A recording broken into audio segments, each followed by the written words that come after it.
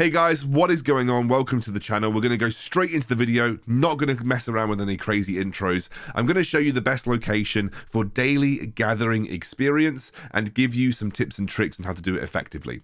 So first of all, the location, that is of course the most important thing. This is Lullaby Island, which you can see is very close to East Luterra. If you see it in the map, it is in this square here, and it is just south of Tortic.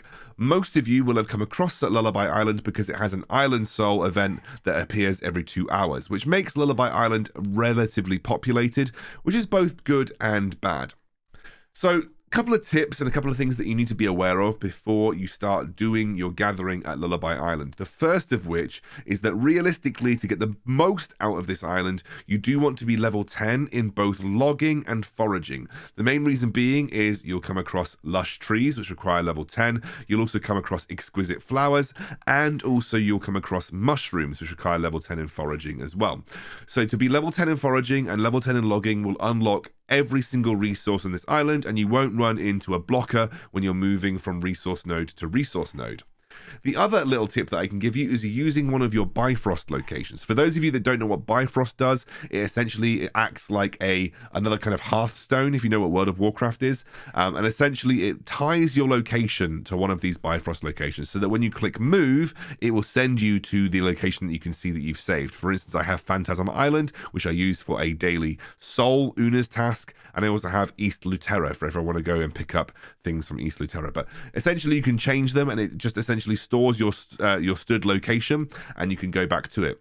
I recommend that you set one to Lullaby Island for a couple of reasons. The first of which is there is an Island Soul here, and every 2 hours you can come back to the island and make an attempt for the Island Soul, which will also unlock a very useful song called the Forest Minuet, which is something that you can use to unlock areas to get Makoko seeds for the most part. Secondly, it also allows you to come back to this island on a daily basis to do your gathering experience. And if you then need to head to town or even go back to your stronghold, there is another way to get back to the island. Although if you go to the stronghold, you don't necessarily need to bother with the Bifrost. But regardless, it is a good thing to have a Bifrost here just for that daily, easily accessible daily experience grind. So, as I said, it's fairly populated, and that has both its benefits and its drawbacks. One of the drawbacks is that you could be competing for resources, but for the most part, people are here to come for the Lullaby Island Soul.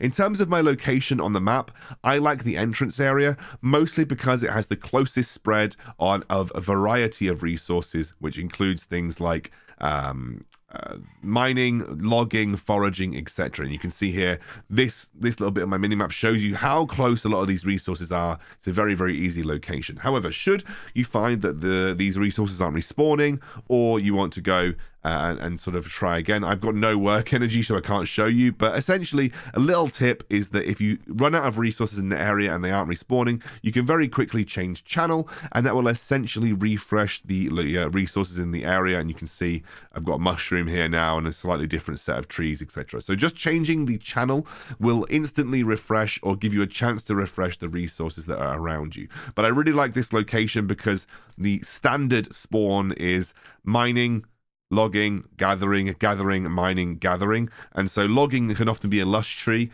and in general I like to have more of the gathering and more of the mining, because the experience gain on those particular nodes is slightly lower than the logging. So this is in my opinion the best area of the map to just get a good complete amount of experience for those 3 skills. And once you've done it, once you've gone all the way through your work energy, you can come back here tomorrow and do the same. So there you go. That's my daily grind on the gathering experience tutorial. It should get you to a high level in all of your gathering skills, or at least these 3 gathering skills, relatively quickly. Cool. See you soon.